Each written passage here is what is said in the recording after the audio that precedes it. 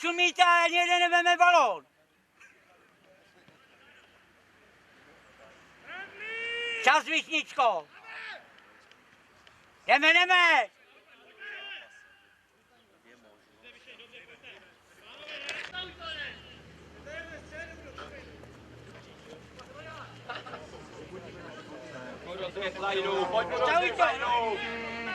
Pošlej!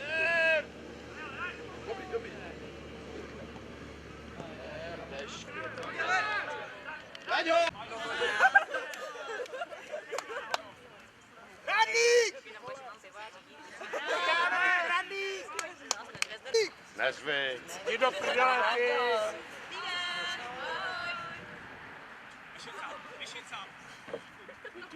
Už je to! Jo. Zahodil čepici, jo. Steky. Ty to nemáš, vole. Ty to nechy. Trenér Pulec na lavičce neposedí. Své hráče u postranní čáry neustále hecuje. Budu vás vozit, vy. Pojď přijít. To není možné. Vy ty jdeš jak po svém kuchyňkovi běhněte ven. Jdůka, pospícháte, prohráváme 10 minut. Nech si keci, ale. Vyhráváme. Nevadí. A už se to bere, hele. Jedem!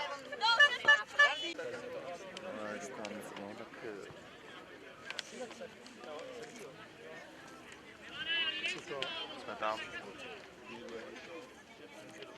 Chodil zpátky. Já prostě tenhle ten fotbal, jako vy hrajete a myslíš, že si vy tam celou dobu oddycháváme. Protože nás vás běháňák. Musíte si dát pozor i na to. Tam třeba vyložená šance. Ty tam naběhneš, to si musíš ohlídat. Tam stačilo jenom krok zpátky a šel si sám, nebo ti to znova vrátil. A já vám celou dobu říkám, nekopejte ty balony do prdele, co uděláte? Bebíčko, Pizzo je v bráně. Ten Pizzo je to nad bránu. Kolikrát jste kopli balón po zemi? Řekněte mi to, i to děláte smrt a vy mě klepla Bebka. Vy neumíte takhle kopnout balón. To je tak složitý kopnout balón po zemi. Jsem neviděl, opravdu. To tý bedně přece si musím a říkám, když on mi řekl po zemi, jak to zkusím, kopni do hanáckým šípem. Vele tvrdil, že hanácký šíp je nejlepší střela, víš, to hanácký šíp, to je bodlo. Když se kopalo bodlem. Už je to strašně statický, jo. Přesně. Je to pomalý. Všechno, to se sformujou, to prostě tam je celá, tam není nějaká překvápka, to je všechno tak, čili oni si tam žijou dostanou, asi může dát svačinu a pak uvidí, co děláte. Ale kluci, jak jsme se teďka ke konci snažili nějak to otvírat a hrát, tak potom to máme vzadu. Zvrat? Vole, zase stoper hraje středního záložníka, vole, aby tvořil hru úplně k hovnu. Vy musíte zrychlit ten přechod, hoši. Je to hrozně pomalý. 1-2 doteky. Vy si dáte balón, 4krát si to posune. A taky tam doražte. Podívejte se, jak chodí hodit do nás, ty vole. Přesně, vy tam bojíte, aby náhodou jste se větrem o něj nezavadili. Ale kluci, vole, ale dorážíte, teď se vemte, párkrát se tam dojížděli, vole, a oni se kopou za uši. Ten brankář taky nejistý, pouštěl tam ze začátku balony, dávejte na to pozor. Zkus to, ti to skočilo, bez to krásně hodí. Takhle nikdo ti No přesně, já nevím, proč si posledně z toho, tak to měl picnout. Co jsem s tím nadělal? No tak to je zakončený. Lepší, ale než když kluci, tam jak spějete ty zajebe. balony do země, ty vole, vemte si, když oni vystřelí, Kdyby to vypustil, abych to době. Já jsem zvládl, ale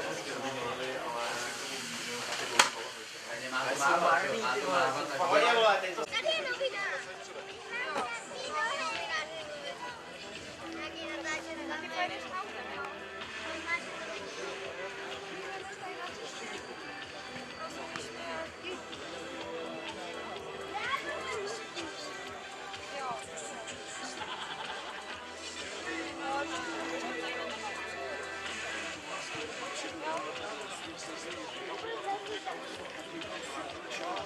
Thank you.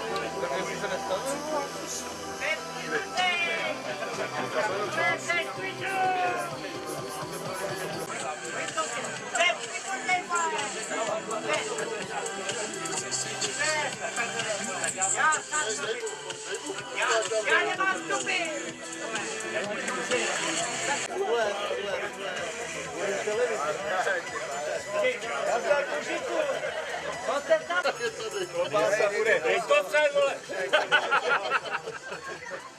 Objevím říct rukou. No.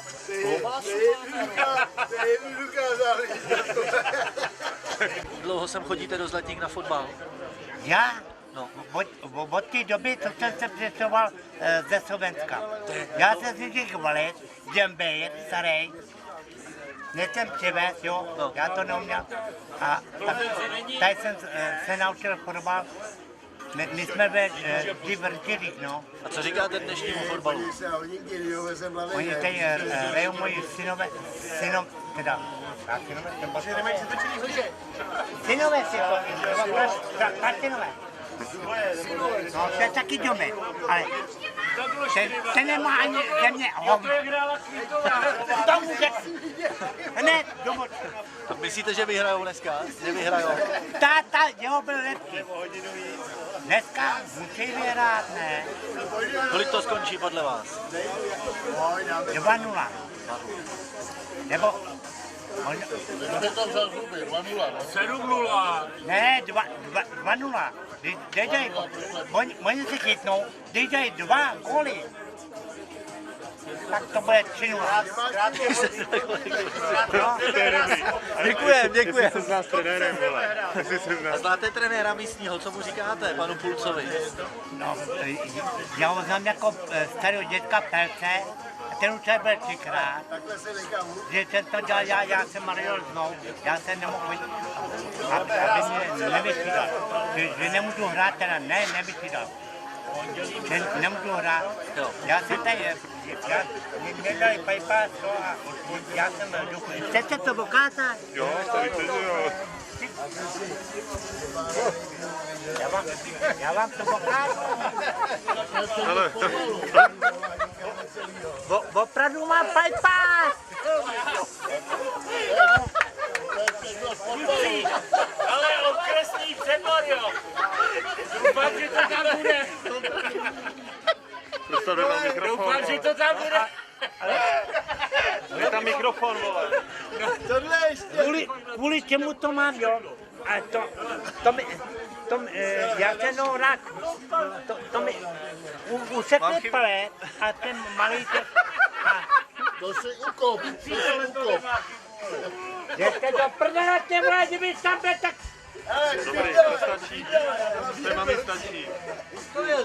Ale Jsem chodím občas jenom. No, teď jsem tady hrozně dlouho nebyl například. A jelikož říkali, že tady bude Nova, tak se přijdu podívat, že jo. To je jasný. My jsme tady už váry, jo. To je jasný. A jak to dopadne podle vás? No a to vidím taky. Na ty 2-0 nevím už, ale 1-0 by mohli vyhrát, oni jsou trošku lepší. A vy znáte místního trenéra, co mu říkáte? Neznám. Neznáte? Protože já jsem tady fotbal nikdy nehrál. Jo. Já jsem takový sportovní antitalent. Jo, vy spíš na pivko. Si dáte. No, tak to spíš, ale taky nic moc. Dobrý, děkujem. Jdem se kouknout do toho. Taky, hele. Něco?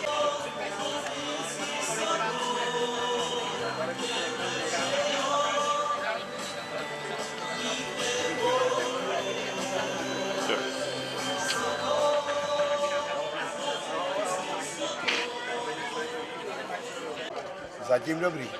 Zatím dobrý, co se vám líbí?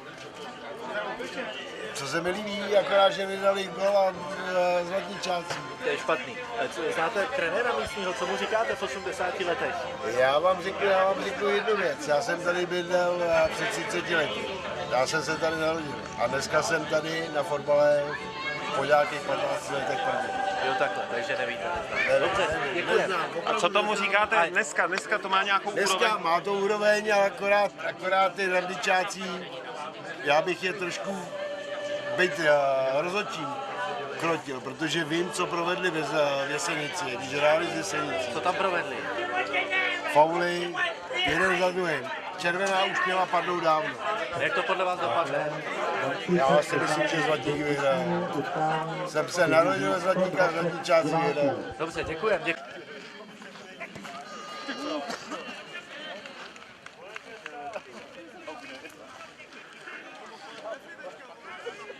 To je bydlí, si říkal.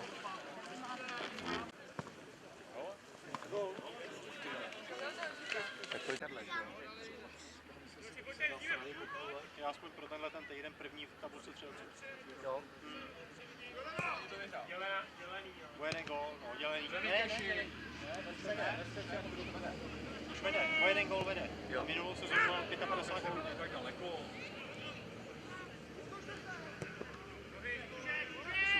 Jdeme, rychlete to!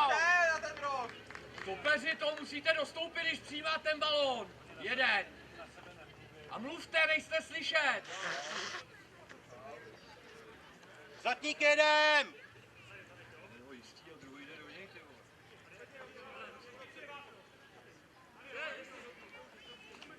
A góla, pojď! Je tam padne určitě. Pojďte! Nahoru! Dobře, Mikel.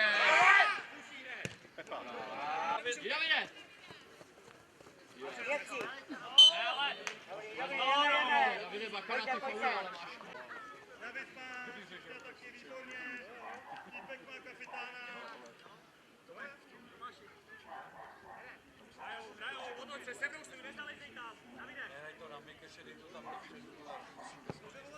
Pojď nahoru, Peťo! Jo!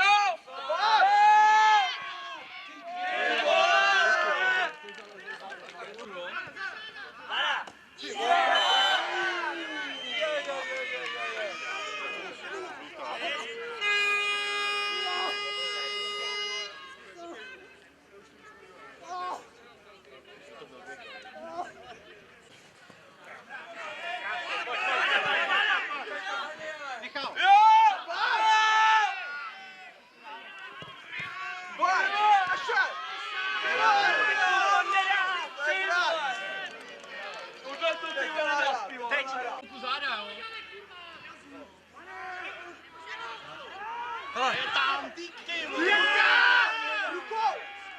0-0, zklamání. No, obrovský, no. Byli jsme lepší celý zápas, no, si myslím. No. Neměli nic, no. Párkrát jsem to zahodil, no.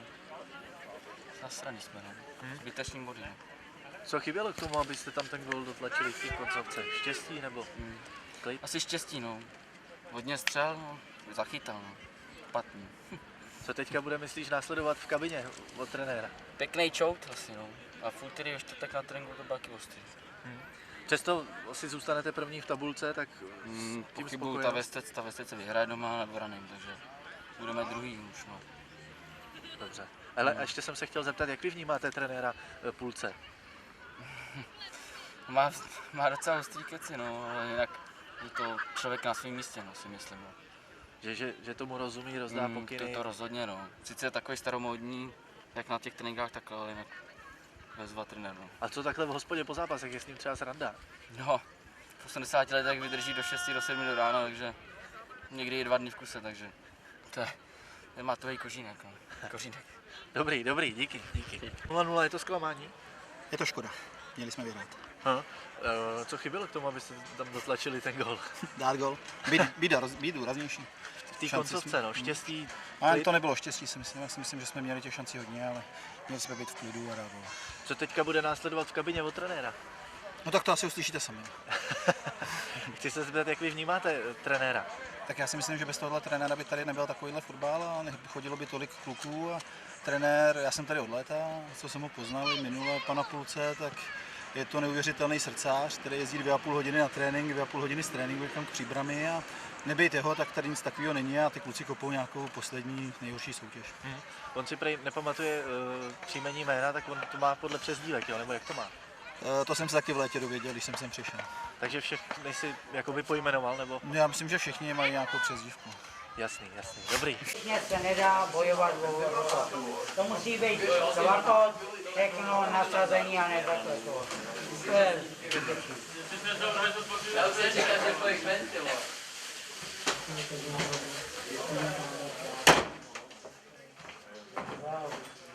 Vážky. prostě se nevymačne něco víc. Vy tam dáte tu redukci a s tou redukcí se pohybujete a je to.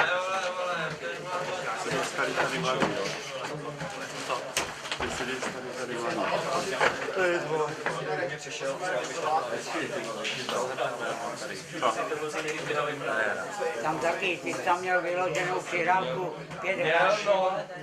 Ale já už budu roz...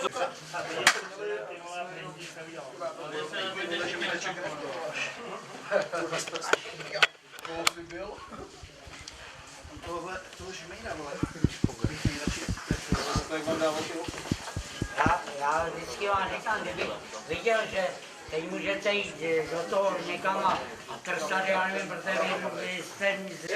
Co teda jste říkal dnešnímu výkonu svých svěřenců? No to je stará garda v nejlepším obraze.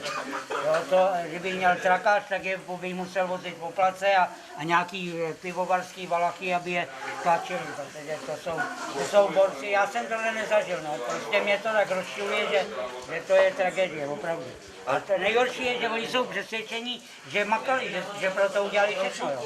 To mě nejvíc rozčiluje. Kdyby tady přišel vyplazeným jazykem a prohrali jsme, řekl, kluci byli lepší a to, ale takovejhle, vypl ještě druhý poločas, no tak je druhý poločas, no.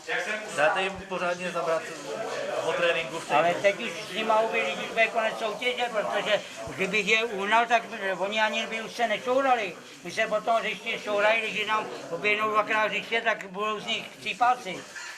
Jste hodně naštvaný dneska, nepůjdete Ne, nasranej. Nasranej.